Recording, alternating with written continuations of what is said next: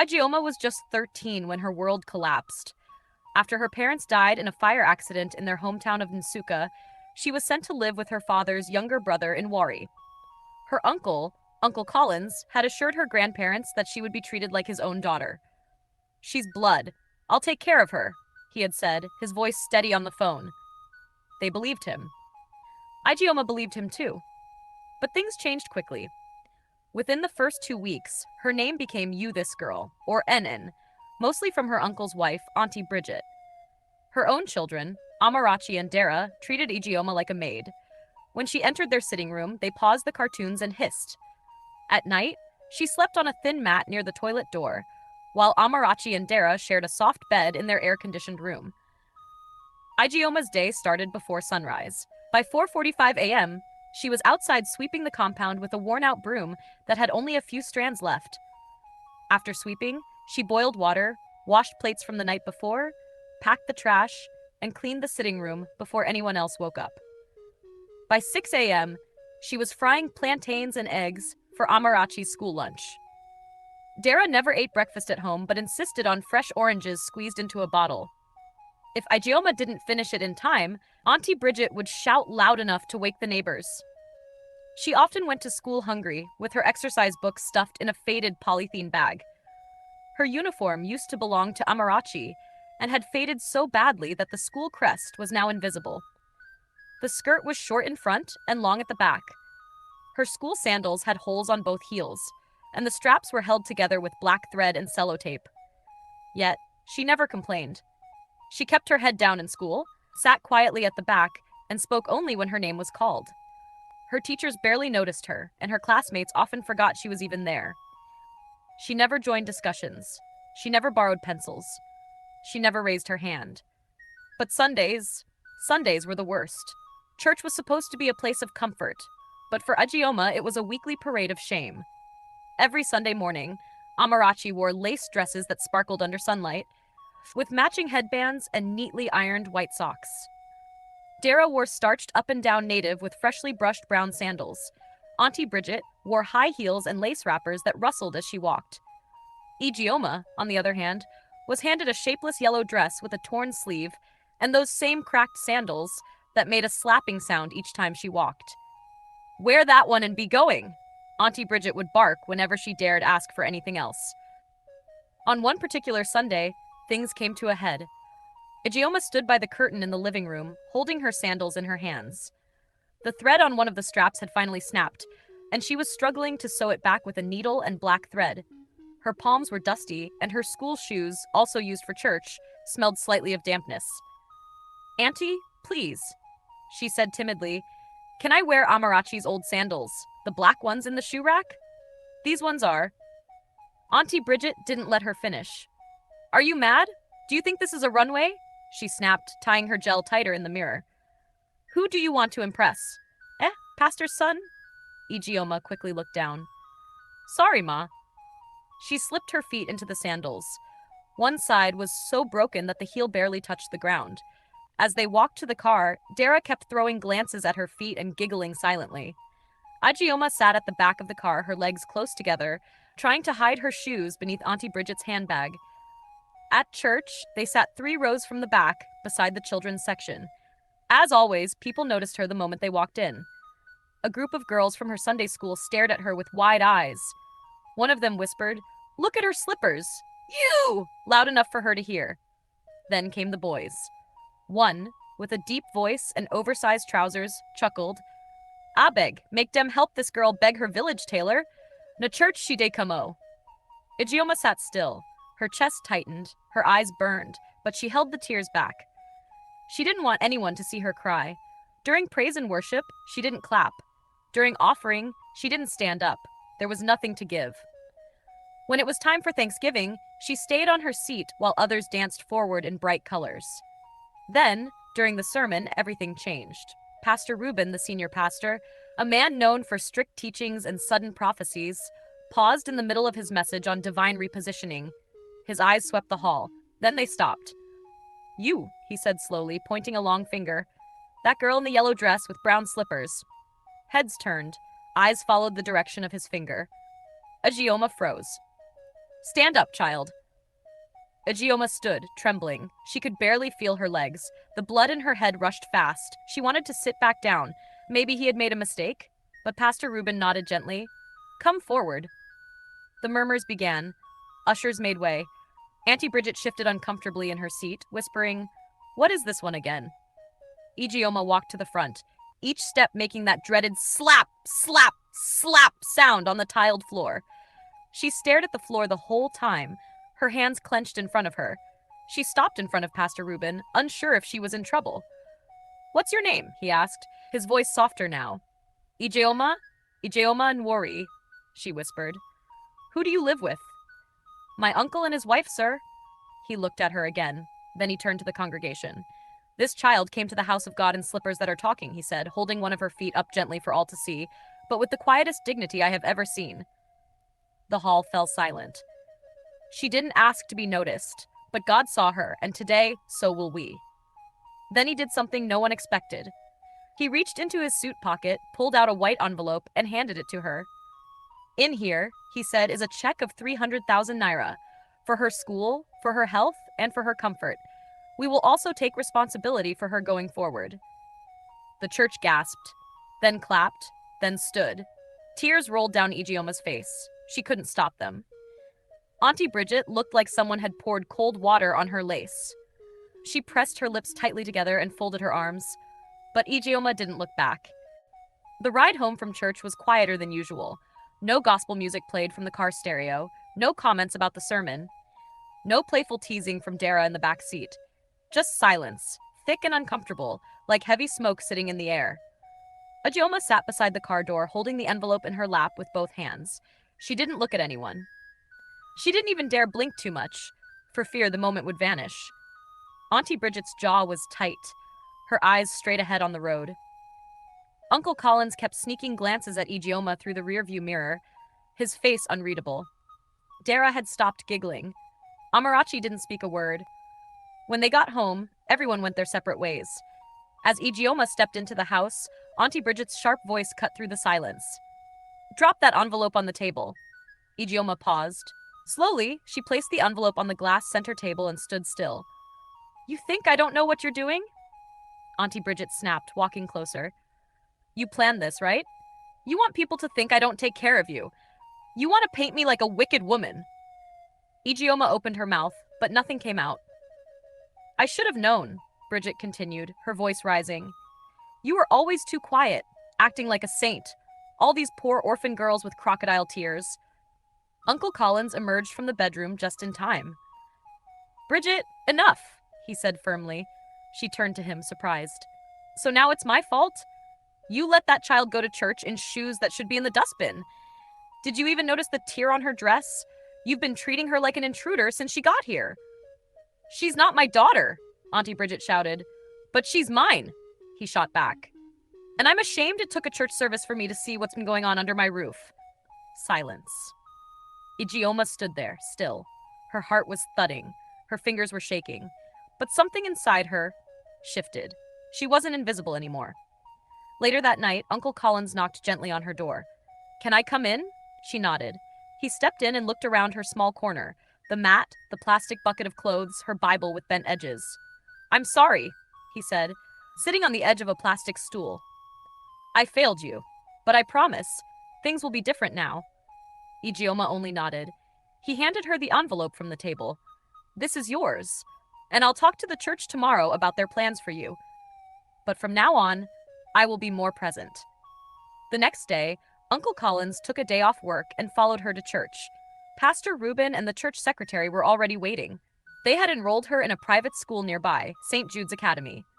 Uniforms, new school sandals, textbooks, and lunch arrangements were included. They even arranged for a monthly check-in with Mama Osi, one of the church deaconesses. When she tried to thank them, Pastor Reuben only smiled. God sees those that people hide. You're not just a girl with a sad past, you're a girl with a bright future. By the following week, Ijeoma had started her new school. Everything was different. Her new uniform was clean and fit perfectly. Her sandals were black leather, strong and quiet when she walked. Her books were brand new, no scribbles, no torn covers. Her desk even had her name on a sticker. JSS 3. On her first day, during English class, the teacher asked everyone to write a short essay titled, "What Makes a Person Valuable?" Ijeoma hesitated for a moment. Then she picked up her pen and began. People say your value is in your name, your family, or your clothes, but I believe value is in how you survive pain and how you carry yourself when no one claps for you. By the time she finished, the bell had rung. The next day, her teacher read her essay aloud to the class. There was a moment of silence when she finished. Then someone clapped. Then another. Then the whole class. Ijeoma smiled shyly. After school that day, one of the girls, Adesua, walked up to her at the gate. "You're really brave," she said. "I liked what you wrote." Ijeoma blinked. No one had ever said something like that to her before. "Thank you," she whispered. At home, the change was slow but real. Auntie Bridget still gave her chores, but there was less shouting. Amarachi now greeted her, even offered her old storybooks.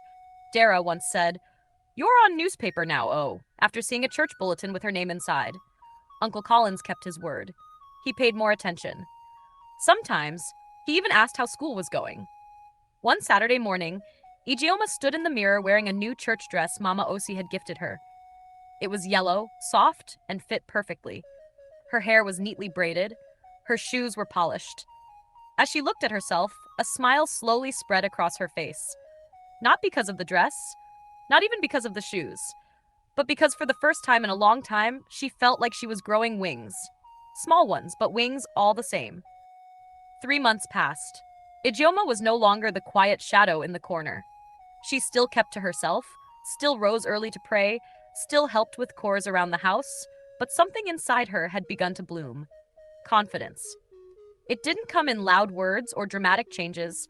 It came in small, steady ways, like how she started raising her hand in class, or how she smiled when people spoke to her. At St. Jude's Academy, her teachers noticed. Her English teacher, Miss Eno, called her aside one afternoon. "Your essays are powerful, Ijeoma. There's something in your writing, something honest. I think you should join the literary club." Ijeoma nodded slowly, unsure if she could belong in a club. But Miss Eno placed a gentle hand on her shoulder. "You don't need to be loud to have something important to say." She joined. Every Wednesday afternoon after school, Ijeoma sat with other students under the mango tree near the back of the school compound. They read stories, performed poems, discussed life, pain, laughter, loss. For the first time, Ijeoma felt seen not just as a lucky orphan girl, but as a girl with something to give. At church, she also began to change. During youth fellowship, she was asked to read a short piece for the Thanksgiving service. Her voice trembled the first time she read her poem, "I Am More Than My Shoes." But when she finished, the entire youth congregation rose in a standing ovation. She saw tears in Mama Osi's eyes. Pastor Reuben smiled widely. Even some adults who rarely paid attention to the youth clapped with awe. That night, something magical happened. After the service, a woman from a Christian publishing house approached her. "We're compiling a book of essays from young Nigerian voices. Would you be willing to submit something?" Ijeoma blinked. Her heart pounded. "Yes, Ma." The woman gave her a card. "We'll be in touch." When they got home that night, Auntie Bridget didn't speak to her. She walked into the house, slammed her room door, and stayed there. But Uncle Collins pulled Ijeoma aside and smiled. "I'm proud of you, Ijeoma," he said. "Whatever happens, don't forget who you are." A few weeks later, her essay titled "They Called Me Broken" was published alongside 20 others. It told her story, without naming names, about rejection, pain, and how God had used a pair of cracked sandals to lift her from shame to strength. The essay went viral within the Christian community. It was read aloud in youth fellowships, shared on WhatsApp groups, even discussed at a parenting seminar. People began to recognize her name. At school, her classmates no longer saw her as the church girl with pity stories. They saw a girl with purpose. Adeswa became her best friend. Together, they studied for exams, exchanged books, laughed under trees, and prayed together before tests. For Ijeoma, it was the first time someone her age truly cared about her, not because they were told to, but because they wanted to. At home, the changes continued. Uncle Collins bought her a small desk for her corner of the room. Auntie Bridget no longer called her names, but tension still floated in the air like smoke that refused to fade. Amarachi kept her distance, but Dara had grown more curious. One evening, he knocked on her door. Sis Ijeoma, he said shyly, can you help me write my own story too? She smiled and patted the space beside her on the mat. Sit, let's start. That night, something gentle passed between them, an unspoken peace. But not everything was perfect. One Thursday morning, as she was getting ready for school, she overheard a phone call. Auntie Bridget was speaking in whispers, but Ijeoma heard her name. I don't know what she's turning into, she said sharply. Now she's walking like she owns the place. Me, I just day watch. This one way dem donde praise her up and down. Make she no forget, say she still day under my roof. Ijeoma stood in the hallway, her heart heavy. She walked out the door and went to school like nothing had happened. But inside, the old sadness returned briefly, like a memory poking through her joy. That day after class, she poured her feelings into a new piece of writing. Sometimes, people fear your growth, not because you've wronged them, but because your light makes their shadows visible. She shared it at the next literary club meeting. The reaction was quiet, deep, emotional. A week later, the school selected her to represent them at the Delta State Creative Writing Competition. When she stood on stage, wearing a green and white school gown, her new sandals silent under her feet, she looked around and remembered the girl who once sat alone, hiding her feet. She won. A trophy. A scholarship to study any subject of her choice in senior school. A full ride. Her name was announced over the school intercom. It made the local news. Her face, once forgotten, was now remembered everywhere. But she stayed humble. At the church's Christmas carol night, she was asked to give the final address. She stood calmly, voice clear, heart steady. I am just a girl, she said, who wore broken sandals and was brave enough to walk anyway. Don't let anyone tell you your worth is tied to what you wear, where you live, or who accepts you. You are valuable. Because God says so. Silence followed. Then tears. Then thunderous applause. Mama Osi walked up to the stage and hugged her tightly. She's not just a writer, she said. She's a movement. Ijeoma stood on that stage, feeling her soul rise like sunlight behind clouds. She was becoming more than she ever dreamed. The new year began with joy and quiet expectation. Ijeoma was now an SS1. She chose literature, government, and CRS as her electives, subjects she felt helped her understand people, faith, and the world better. She had stopped shrinking. Her story had traveled far. She was invited to speak at youth conferences in Asaba, Enugu, and even Lagos. Churches called her to perform spoken word poetry. She wrote weekly devotionals for a Christian blog. Each word she typed was a seed of healing for girls just like her. At home, things remained complicated. Auntie Bridget stopped being openly cruel, but her silence was cold and sharp. She never praised Ijeoma's work. When people visited and mentioned Ijeoma the writer, she would smile faintly and change the subject. One evening, after Ijeoma returned from an interview with a Christian radio station, she overheard a conversation again. She's not my child, Auntie Bridget snapped on the phone. Let her sponsors come and carry her if they like her so much. She's getting too bold. Ijeoma didn't cry this time. She quietly packed her books, opened her window, and wrote instead. Bitterness is loud, but peace is patient. Some hearts reject light because they've grown comfortable in the dark. She posted it. It went viral again. A month later, something life-changing happened. At a youth conference in Benin, the keynote speaker, Dr. Ifeanyi Onu, a renowned professor and international education consultant, was in the audience during her spoken word performance titled Curtains Don't Hide Stars. After the performance, he approached her backstage. You wrote that yourself? He asked, impressed. Yes, sir, she said shyly. He took a deep breath. You remind me of someone I once knew, my sister. She passed away, but she had your kind of fire. I'd like to mentor you. With your permission, of course. Ijeoma was stunned. From that moment on, Dr. Onu became a guiding light. He connected her to a global teen writers fellowship, sponsored her SAT registration, recommended her for a short creative writing program in Ghana. At 17, she published her first poetry chapbook, The Sandal Girl. The book sold out its first print. The royalties went into a scholarship fund, her idea for underprivileged girls. Then came the call from the United Nations Children's Fund, UNICEF. They had read her story online, watched her church performance videos. They wanted her to speak at a panel on rising from adversity in Nairobi, Kenya. Mama Osi wept when she heard the news.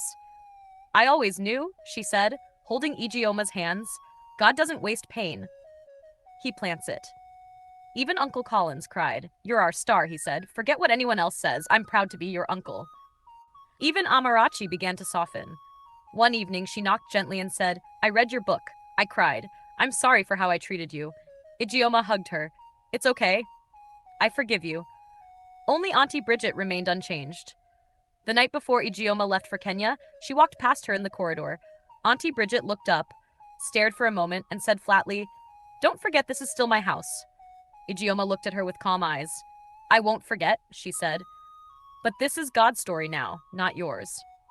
And she walked away. The Nairobi summit was magical. Girls from all over Africa shared stories of survival, triumph, and hope. Ijeoma's panel was the most attended. Her poem, "My Name Is Not Pity," received a standing ovation. When she finished, a woman from the audience rushed to the stage. "I want to sponsor your university education abroad," she said tearfully. "Girls like you are the reason I work in education policy." 1 year later, Ijeoma stood under the tall gates of Harvard University, a scarf wrapped around her neck, eyes filled with wonder. She had made it. From sleeping on a cold mat with wounded feet to walking the grounds of one of the world's greatest schools. She never forgot. She wrote weekly letters to Mama Osi, sent books to her church back home, sponsored the education of 3 young girls in Delta State. And in her dorm room, right by her window, stood a framed photo, a pair of old, cracked sandals she once wore. Underneath, the words, "I am not where I started, but I carry every step with honor." At a women's summit in Abuja, years later, a young woman asked Ijeoma, "What advice would you give to girls who feel unseen, unworthy, or unloved?" She smiled, then leaned into the mic. "You may be behind a curtain now, hidden by shame, poverty, or rejection. But hear me. Curtains are temporary. Purpose will always find light. Keep walking, even in broken sandals. The crown will wait." The hall erupted, and the girl who was once mocked for her torn sandals became a global voice of hope, healing, and holy resilience. This is the end of this story. Through pain, rejection, and perseverance, Ijeoma proved that no one's beginning has the power to cancel their future. Moral lesson: even when life hides you behind curtains of shame, never stop walking, because purpose always finds its way to the spotlight. Thanks for watching. If this story moved you, please like, share, and subscribe for more powerful stories. Don't forget to tap the notification bell so you'll be the first to catch the next episode. See you soon!